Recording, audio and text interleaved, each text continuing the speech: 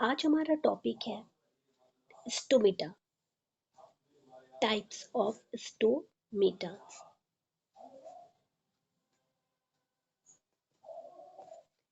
ठीक है, जो स्टोमेटा है तो स्टोमेटा में पता है कि लीव्स के ऊपर पाए जाते हैं, प्लांट्स पे पाए जाते हैं, लिविंग पे नहीं बल्कि प्लांट्स में होते हैं।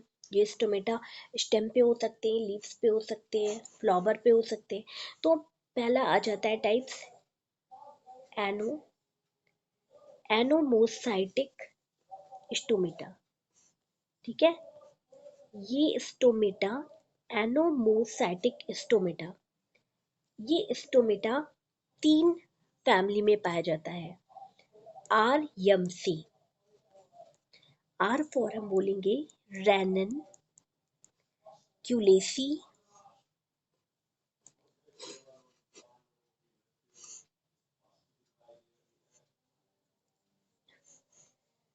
एम फॉर बोलेंगे मालवेसी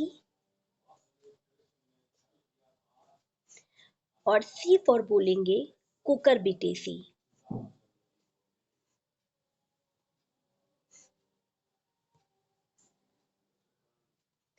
ओके, ये हमारी हो गई। अब इसका जो हम देखेंगे एनोमोसैटिक जो स्टोमेटा है, एनोमोसाइटिक स्टोमेटा, इसका टाइप्स क्या है, इसमें इसकी जो इसमें जो कैरेक्टर है वो क्या है, इसमें ध्यान रखना ये होता है कोई भी स्टोमेटा होता है वो गार्ड सेल से प्रोटेक्टेड होता है, कवर्ड होता है, और गार्ड सेल के चारों ओर एपिडर्मल सेल्स पाई जाती हैं। ये स्टोमेटा हो गया, और इसके चारों ओर ये हो गई गार्ड सेल्स। ठीक है, और ये हो गई एपिडर्मल सेल। ठीक है, ये एपिडर्मल सेल्स हो गई। ठीक, अब ये जो एनोमोसैटिक जो स्टोमेटा है उसमें गार्ड शेल और एपिडर्मल शेल ये दोनों ही साइज में बराबर होती हैं। गार्ड शेल और एपिडर्मल शेल ये दोनों ही साइज में इक्वल होती हैं। ठीक है, यही कैरेक्टर है एनोमोसैटिक स्टोमेटा का।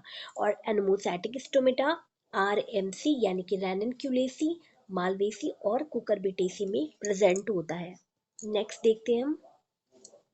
अब हमारा दूसरा आ जाता है स्टोमेटा जिसका नाम है एनिसोसैटिक।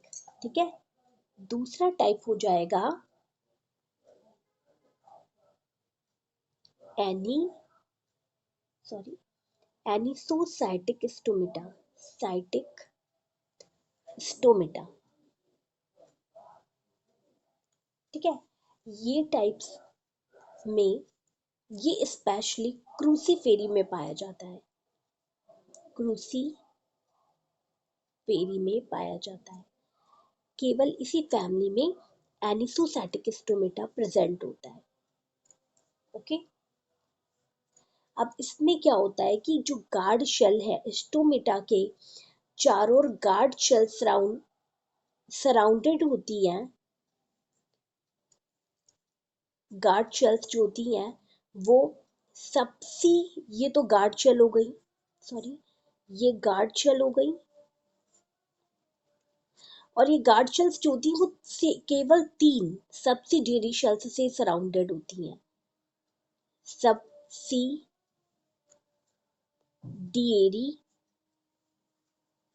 शेल्स, ठीक है, ये केवल 3 सब्सिडियरी शेल्स से सराउंडेड होती हैं। इनको बोलते हैं एनिसोसैटिक स्टोमेटा। ठीक है, और ये केवल और केवल क्रूसीफेरी में पाया जाता है।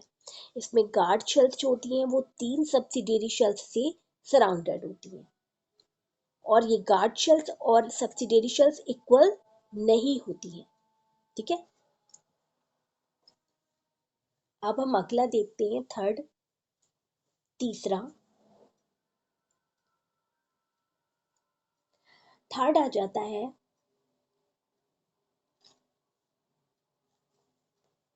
Parasitic stomata. ठीक है, पैरासाइटिक स्टोमेटा। मेटा। ये स्टोमेटा आर यम में पाया जाता है। आर एम का मतलब है आर फॉर रूबिएसी और एम फॉर मीमो से मिमोसेसिएई। ठीक है, मिमोसेसिएई ये दो फैमिली में प्रेजेंट होता है। कौन? Parasitic stomata. इसके नाम से ही जैसे क्लियर है, पैरासाइट मतलब दूसरों के ऊपर निर्भर रहने वाला। अब इसमें क्या होता है कि इसमें सब जो स्टोमेटा है उसके चारों ओर जो गार्ड शेल्स प्रेजेंट हैं, तो स्टोमेटा भी इन्हीं के सब्सिडियरी शेल्स भी इन्हीं के ऊपर ही रहेंगी, इक्वल। तो एकदम जैसे पैरासाइट नहीं होता है, दूसरी एक पेड़ दूसरे के ऊपर ग्रो करता है, डिपेंड करता है, बिल्कुल उसी तरीके से एक जो गार्ड शेल्स है उसके ऊपर एक सब्सिडियरी शेल्स पाई जाती है, एकदम पैरेलल। तो इसका जो पैरेलल सब्सिडियरी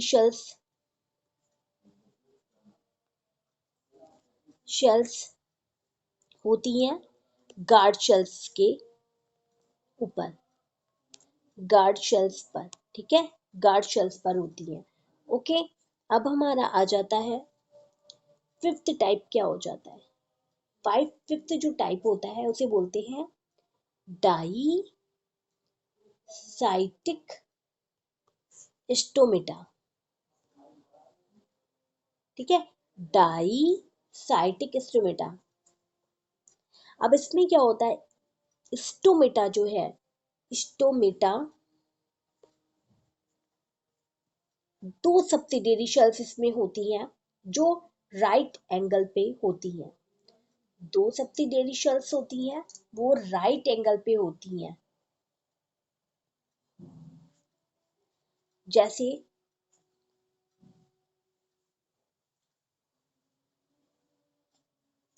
जैसे ये स्टोमेटा है।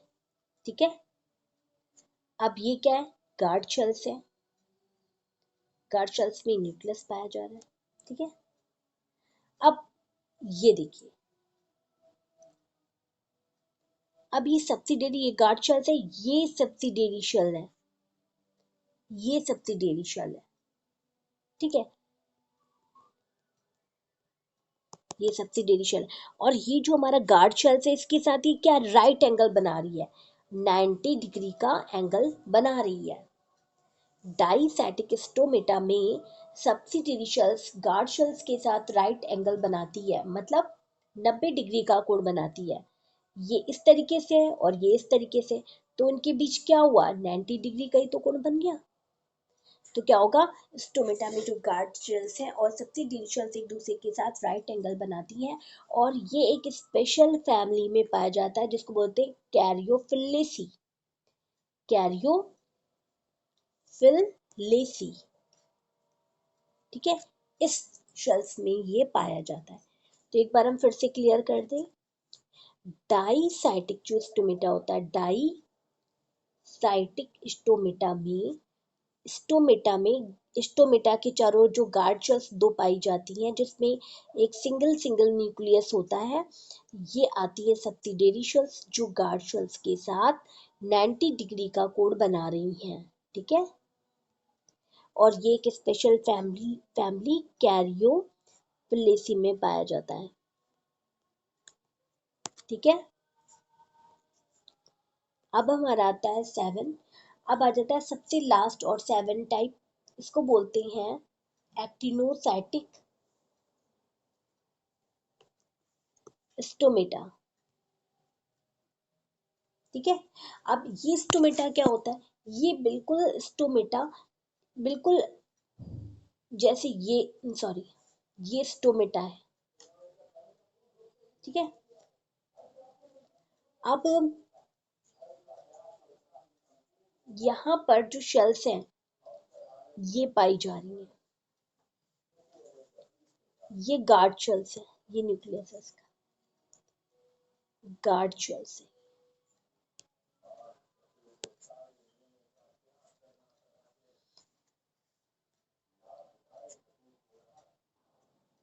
ये जो शेल्स होती हैं वो एक रेडिएटेड शेल्स की तरह होती हैं। स्टोमेटा जो होते हैं रेडिएटेड शेल्स की तरह होते हैं।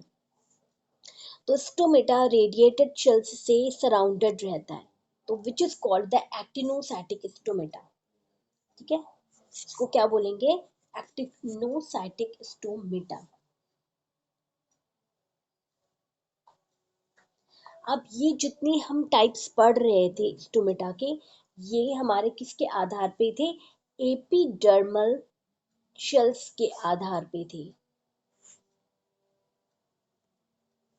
ठीक है, तो हमने कितने स्टोमेटा पढ़ लिए? फर्स्ट टाइप है एक्टिनोसाइटिक, दूसरा आ जाता है डाइसैटिक, तीसरा आ जाता है पैरासाइटिक,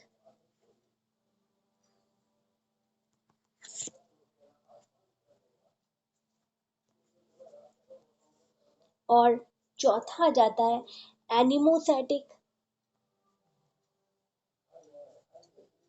एनिमोसाइटिक। पांचवा आ जाता है एनिसोसाइटिक। एनोमोसाइटिक, एनिसोसाइटिक। ठीक है, तो ये स्टोमेटा सारे आ जाते हैं। अब हम स्टोमेटा पढ़ेंगे किसके आधार पे? नेक्स्ट क्लास में स्टोमेटा का टाइप्स पढ़ेंगे on the basis of distribution. ठीक है, on the basis of distribution.